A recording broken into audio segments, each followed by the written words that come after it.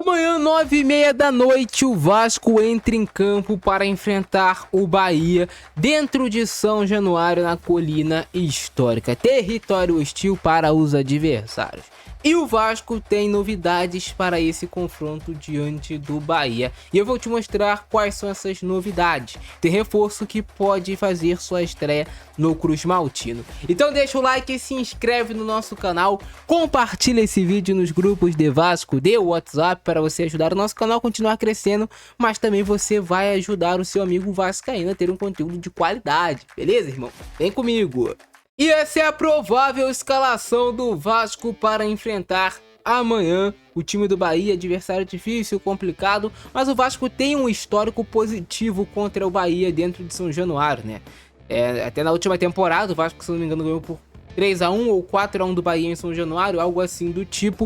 O Vasco conseguiu fazer uma boa partida e a gente espera que o Vasco repita isso novamente. Porém, não é um adversário fácil. O Bahia tá com a postura nesses últimos jogos, explorando bastante contra-ataque. É um time que tá tentando chamar o adversário para usar espaço às costas. Então o Vasco tem que ser muito esperto na estratégia que for utilizar nesse jogo. Geralmente o Bahia tá marcando num 5-4-1. Não sei se o Rogério Ceni vai repetir, pode ser que repita isso e que seja difícil o Vasco infiltrar na defesa do Bahia. Então é importante que o Vasco aproveite as suas oportunidades de gol e que também o Vasco consiga ter um espírito vencedor e que os jogadores se doem 100% dentro de campo para o Vasco correr mais do que o Bahia e, consequentemente, pelo fato dos jogadores do Vasco já terem uma boa qualidade técnica, a gente conseguiu sair com esses 3 pontos, porque o Vasco precisa vencer no Brasileirão.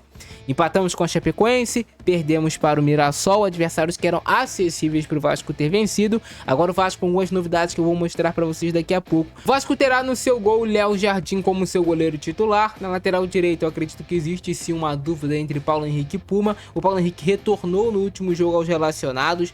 O Paulo Henrique vinha sentindo dores no pé e por isso não vinha jogando. Agora ele retornou, está inteiro fisicamente, então pode ser que o Paulo Henrique retome a sua vaga de titular. O Puma vem fazendo jogos interessantes, não vem jogando mal. O Puma, né, a gente sabe que é um jogador que defensivamente deixa mais a desejar, por exemplo, do que o Paulo Henrique, mas o Puma ele tem uma jogada importante para o Vasco, que vem fazendo, que vem surtindo efeito nesses últimos jogos, que é o Puma se posicionando dentro da área para receber cruzamento do lado contrário. Aí pode ser do Andrés Gomes, pode ser do Nuno, pode ser, por exemplo, pode ser até mesmo do Lucas Piton, e esse cruzamento tá sendo perigoso para o adversário marcar, porque o Puma é lateral, então geralmente o lateral nem pisa tanto assim na área, mas o Puma tá pisando, então muitas vezes o adversário não acompanha esse lateral do Vasco que vai para dentro da área. Outro fato que faz esse lance ser perigoso é que o Puma cabeceia bem, tem 1,83 m de altura. Geralmente o lateral adversário vai ter 1,75 m, 1,76 m, então o Puma pode levar uma vantagem em relação ao lateral adversário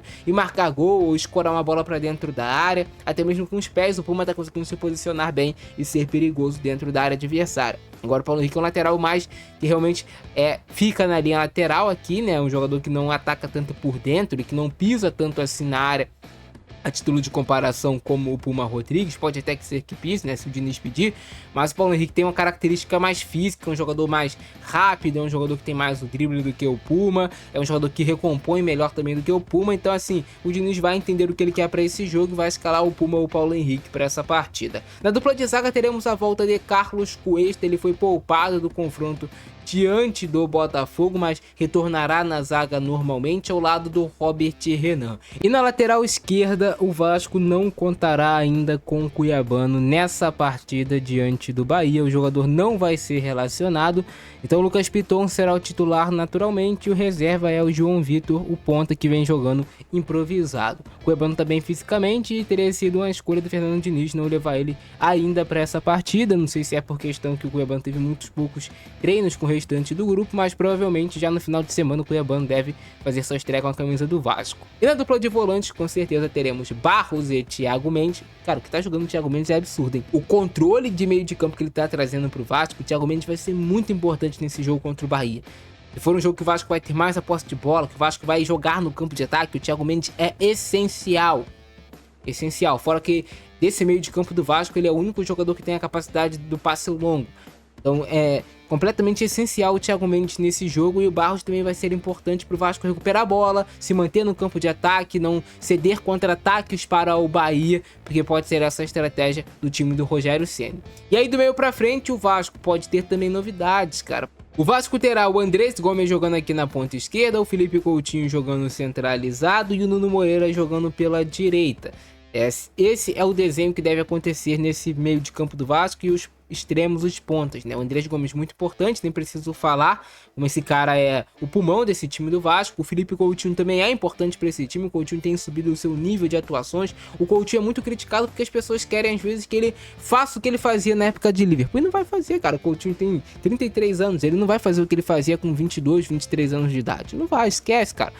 Hoje é outro Coutinho, é outro estilo de jogo, porém sim, às vezes ele perde gols importantes, às vezes ele acaba pecando em passes importantes, mas é um jogador importante, é uma referência técnica que o Vasco tem dentro de campo. E o Nuno jogando pela direita, tô gostando do Nuno porque ele tá recuperando o seu futebol aos poucos, cara, o Nuno Moreira.